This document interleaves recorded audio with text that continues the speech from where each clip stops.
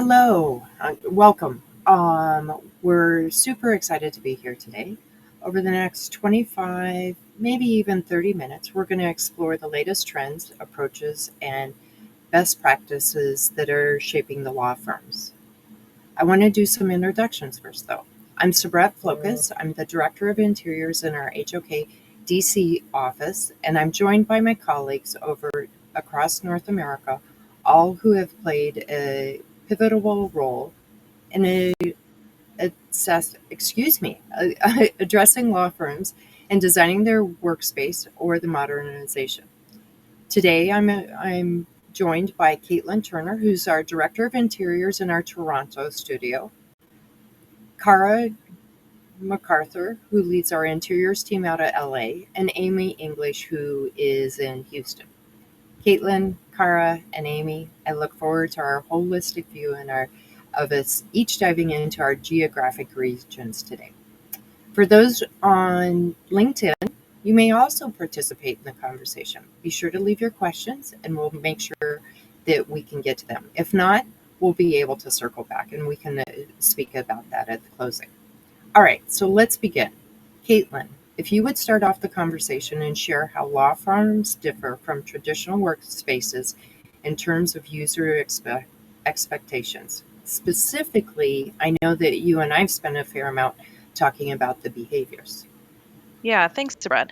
I think what we first need to understand is that the work behaviors and the tasks completed in the day are uniquely different to many organizations in the legal profession. So we understand that they spend most of their day corresponding, writing, analyzing, and those we know are traditionally very heads down tasks. So when we think about designing workspaces or what they should be considering, we know that they need to have opportunities for closed door. We need to have opportunities for acoustic and sound control. We need to think about how they can actually focus throughout their day while still engaging with their colleagues. And so I think that's something that, they spend predominantly the amount of their time. And I think, the pandemic has heightened this for many organizations, right? Like noise distractions, visual distractions. Being working from home for the last couple of years, people really began to develop new behaviors, but become hypersensitive to those kinds of interruptions. So I think that's where they really uniquely different in terms of work behavior.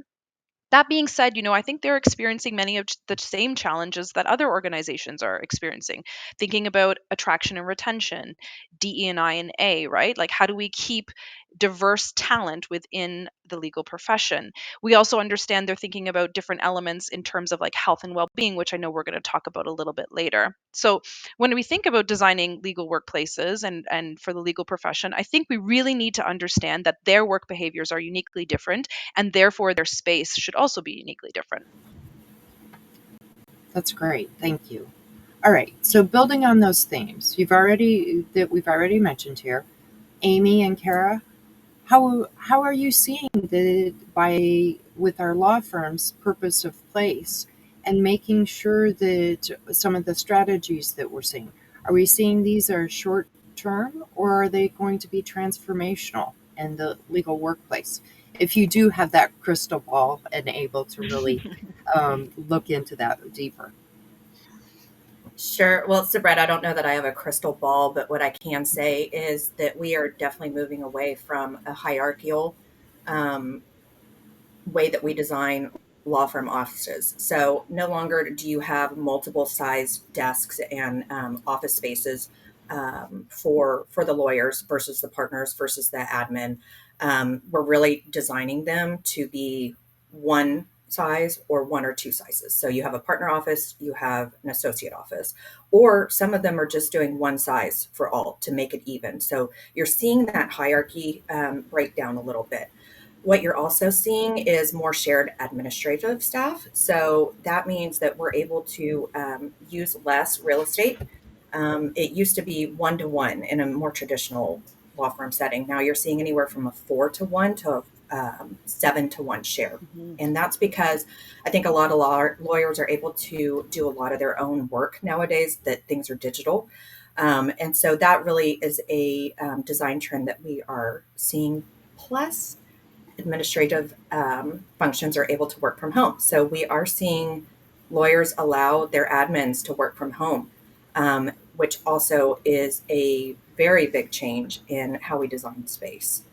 Um, the other big change in the so said crystal ball is the use for collaborative space. There is a lot more war room and collaboration space instead of just behind closed doors for more formal meetings. And so you're seeing a bigger shift into teaming, into mentoring. And so we are opening up space more, getting less office heavy and have more open workspace. And then I know Kara wanted to go into more of that. Yeah. Yeah, thanks, Amy. I think, same thing in SoCal, definitely seeing less hierarchy, more equity in terms of office sizes. So the consistency in the office size, we're doing away with corner offices. We've got some inboard offices as well. And I'd say in some of the more progressive firms, also seeing some desk sharing sort of at the Mhm. associate level. So with less hierarchy, there's also the desire for less formal areas.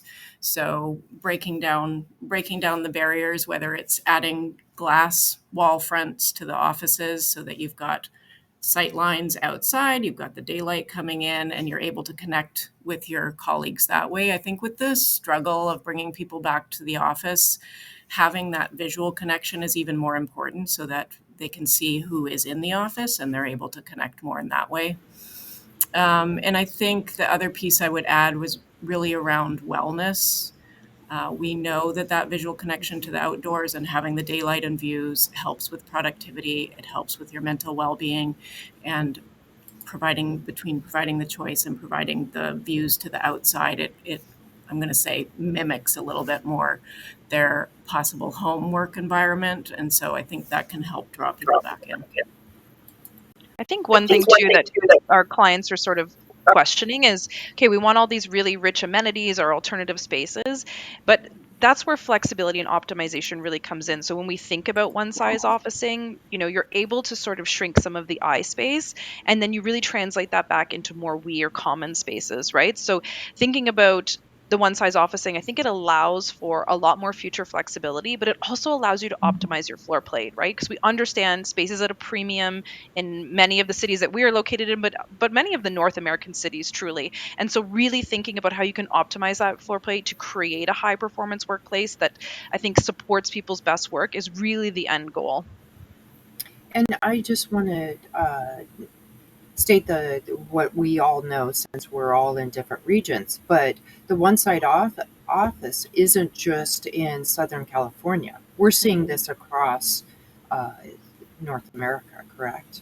Yeah. Correct. So Right. Hmm. interestingly, even in more traditional type environments, we are seeing that the law firms have moved to the single size offices.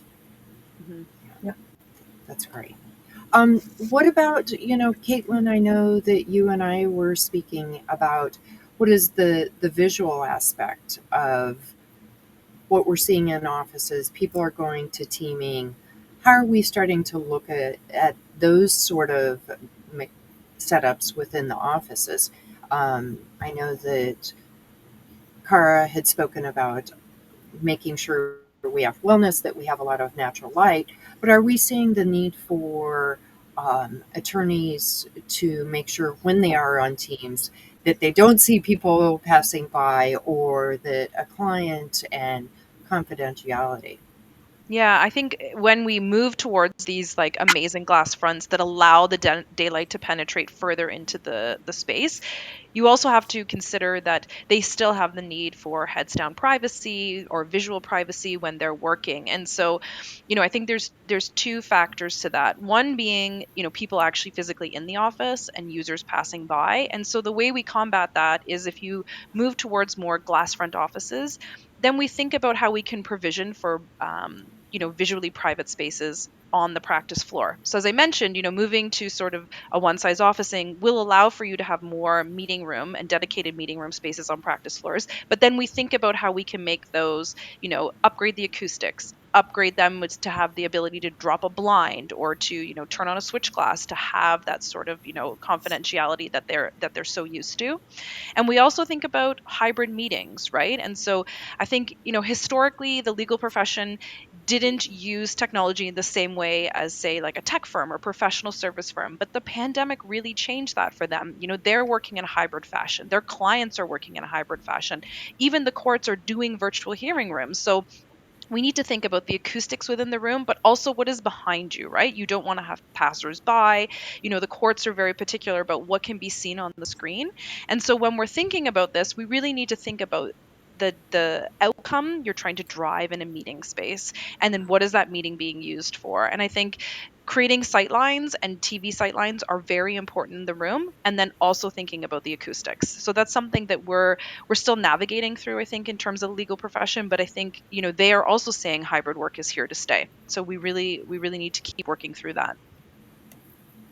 That's great. Amy, I'm going to go back to one of the comments that you made about potentially people aren't even needing to be in the same office, that some of the paralegals, some of the administrative individuals could be off-site. Are you seeing that they're working from home? Are you also seeing that they may be going to a more cost-effective environments? What are you seeing in the Texas area? Well, in Texas, we are still very traditional for the most part, but we do have some clients that are moving to allowing their administrative staff to work from home, or they rotate desk sharing. So, what they're able to do, and as I mentioned, staff sharing the 4-to-1 is probably more common in the South, in the Texas region, than the 7-to-1 that we're seeing in some other areas. They're able to rotate, and we're doing some hot desking with the administrative staff that need to be in the office. That's great. Okay, so we've started to get some questions from our LinkedIn friends as well. How about finishes? Law firms always have a dark wood look. Are the spaces moving to lighter finishes, or are they still staying along the lines of a darker look? And I'm just going to open that up. I have my own opinions about this, but I would love to hear from you all as well. Yeah, I'll jump in first. I think I can't say they've all had dark wood in Southern California, so definitely seeing a mix depending Mhm. on the client culture. So I'd say we still see a mix of different wood veneers. Exactly. Yeah, there's a mix still with some traditional elements that are being incorporated into the design. They're not tech companies. So there is still a level of professionalism that needs to be conveyed when we're designing the spaces, and we can do it through beautiful wood doors that don't need to be that old cherry finish or really heavy furniture, right? So you've got these beautiful designs now that Caitlin and Kara were talking about, visualization of a lot of glass being put in there. So with that, you're seeing a lot. It means less clutter. It means cleaner finishes. It means lighter finishes, softer touches, but still incorporating the professional side of it. But yeah, I would say we're moving away from what you normally would think of maybe your grandfather's law firm. Yeah. I think And too, to add, firms, they vary, right? I think, for us at HOK especially, we don't have sort of a signature law firm look.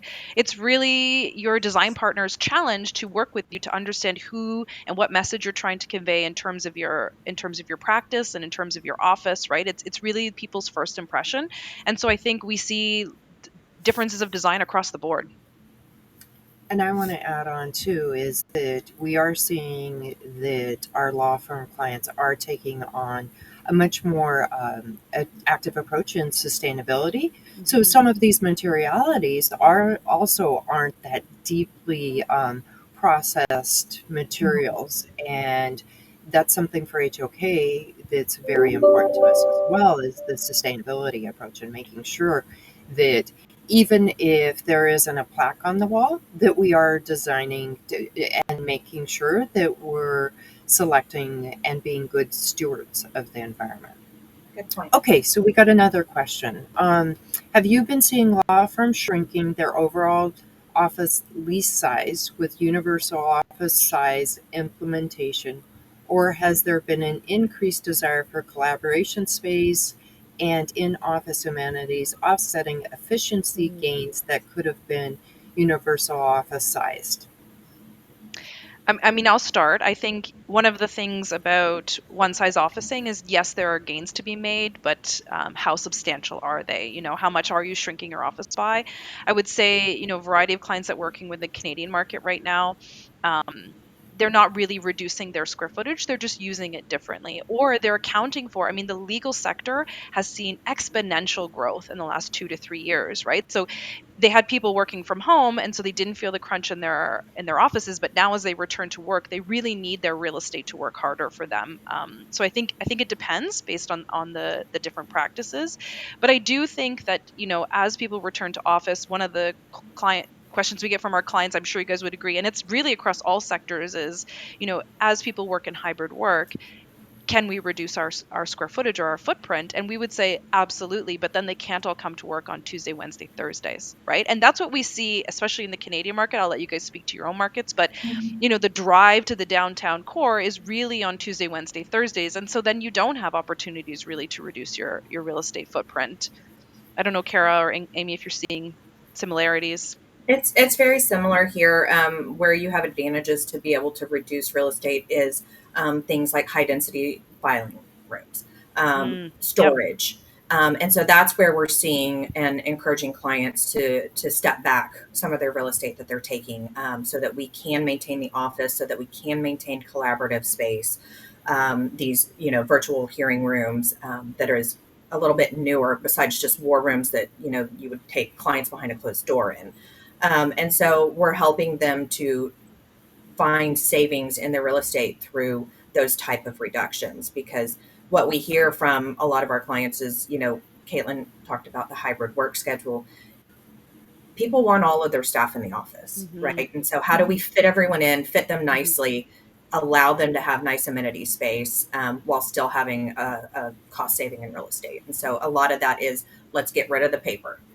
And thank goodness, right, Amy? I mean, I think for years we tried to say you don't need to have all of this filing. That's really Yes, lemonade out of a lemon from the pandemic, is that law firms are finally saying, like, yeah, I went home and I don't need those files. I haven't looked at them in, 2 years. And so I think that has been one benefit, because it is a substantial amount of real estate that has been dedicated for so many right. years. Yep. And so, Brad, I would just add, I think the other piece we're seeing around how much real estate to take is looking more closely at future proofing of the office in the planning. Can we take two offices later and convert it into the right size meeting room that may be needed as the practice grows? So between the office size consistency and modular planning, I think it just helps with the efficiency overall. But to Caitlin's point, the overall footprint, I think, just varies depending on the Mm, practice. And Kara, that's great. There's a question that comes in, and it's very aligned to what you were just saying. With single size offices, are you seeing Mhm. firms develop common furniture platforms for the mhm. associates partners to encourage office flexibility? And I would add on to that, and also for offices to be used when the Yes. partner's not occupying it. Are you seeing that, Kara? Yeah. Yes, absolutely. Yeah, more consistency in the planning and the furniture solutions for sure. That's Yeah, great. it just allows for flexibility and I think equity, right? Like, why would you have two Mhm. sets of different furniture standards? I Right. think law firms are trying, like I said, with the boom, they're trying to attract really amazing staff, and it's highly competitive for them out there. So I think whatever they can do to showcase to associates or new legal professionals coming to the industry that they really believe that they are helping support their business is key. So, Brett, you touched on something interesting that we are starting to implement more and more at HOK into designs, and it's actually office sharing that you talked about. If there is a partner office that is larger and they're only in the office 2 days a week, we are seeing some partners allow their staff member to use their office as a conference room, um, Hmm. and a meeting room, which in the past would have been unheard of. But Right. it helps us when we're planning to reduce the number of huddle rooms. And Amy, I think you spoke about this too. It's not your grandfather's law firm anymore, and it's Poor we're grandpa. seeing the elimination of the dark wood, and somebody's going to get in the office and share. So we are also seeing this across HOK as well. Is that it's a younger demographic and creating opportunities to support those beliefs and those behaviors is transformative in the workplace as well. Um, let's see, another question, and this one's fantastic. Has there been an integration of biophilia design moving into well-being these professionals in the law firm? Which I think also goes to not only how HOK is looking at it, but also where we are at this point. And so, Cara, I know on the Yeah, West Coast, it's always, pushing the envelope we there. love our biophilia. Yeah. So I think really like all of us after Kara, going maybe you through could the define biophilia in case somebody. okay, Oh, sure. that's great. Yeah, There's sometimes people don't some know, right? So I think it I could be feel like helpful. there's biophilia behind you, although I can't Yeah. quite tell. Yeah, so biophilia is really introducing natural elements, plant elements into a space, whether it is a live plant or whether it's an image of nature, not just plants, but nature. And we just know from all the research that we've done the health benefits to having that. If you have the view outside, that's optimal. If you can go outside, even better. But having a image or a plant around nature has really been proven to improve mental well-being. Thank you, Caitlin. I think with the pandemic, that yes, law firms like all of us have had a reckoning around wellness, mental well-being. What do we need to do to support our staff? So no different for law firms, whether it's the on-site fitness center, um, fuel stations on the practice floor, prayer rooms, mothering rooms. I mean, I think for me, the wellness ties in with the DEIA as well. So there's a lot of initiatives there. Um, and that is new. I'm just going to put it that way. I mean, we just Hmm. weren't having those same conversations with law firms 4 years ago. Hmm. Right.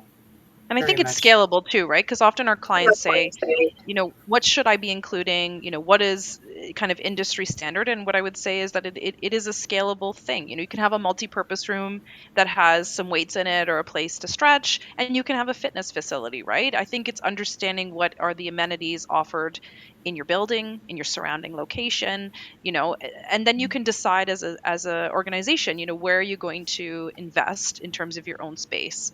I think there's no one size fits all in terms of wellness, but we do see that there are baselines that you must achieve, right? Especially if you're building space for 5, 10, 15 years. You really don't want to be building space that's at the tail end of the last decade, right? You want to be building more progressive so that it can carry you through for your term of your lease. Yep. That's great. Okay, so we have just over about 5 minutes.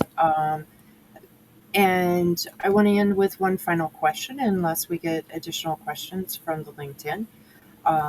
We've been able to address some of the trends that we're seeing. We're also seeing some valuable insights, not only for the legal, but also how we're using workspace, making sure that within HOK, we're always science based. Caitlin, I believe you brought it up that we do not have a signature look. We really look to our clients to be able Hmm. to provide us what that workspace should be considered.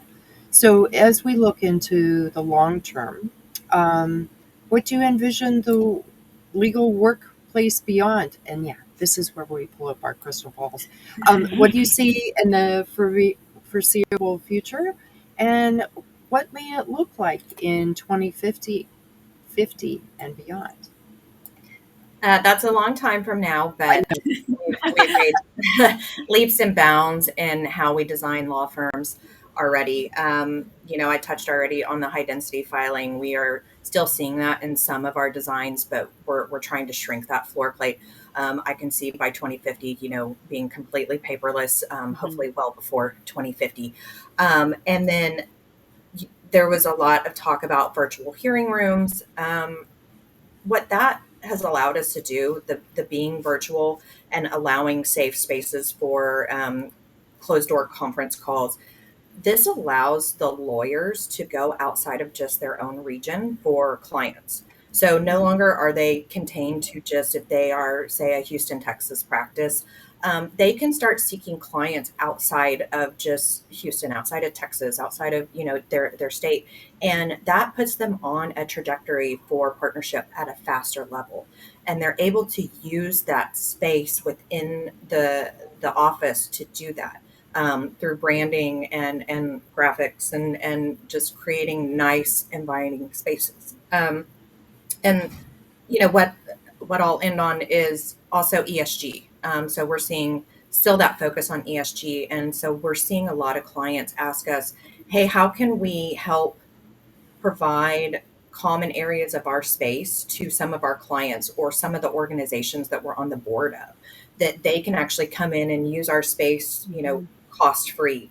How do we bring some of that in and dedicate some of our real estate donated to this usage, so it's not just our normal work functions during the day?" Cara, I'm going to toss that crystal ball over to you and have you give us your sort of thoughts.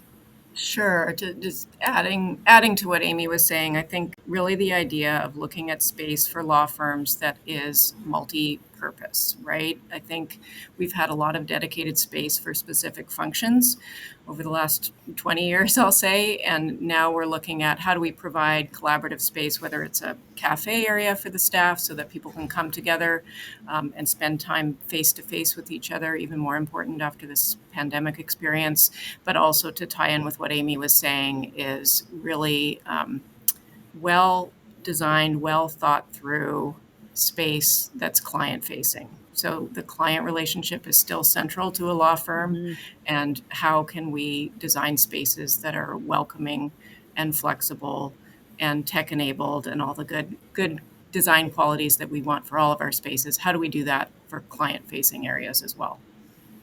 That's great.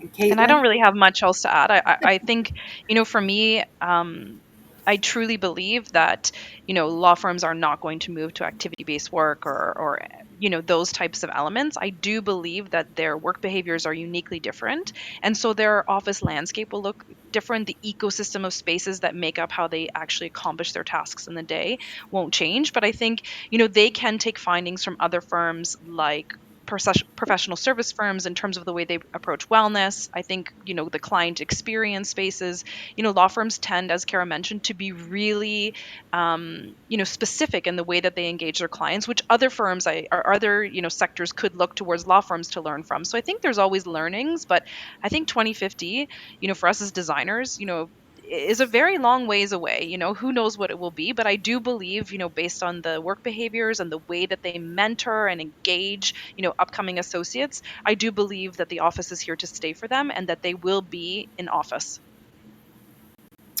What a great place to end. I want to thank everybody for joining us today, and Yeah. thank you, my fellow colleagues. It's always great to be able to be together and talk about not only the here and now, but also what the future may bring. For a reminder of the individuals on LinkedIn, we can continue this discussion. And please put in your additional questions and we will respond to those.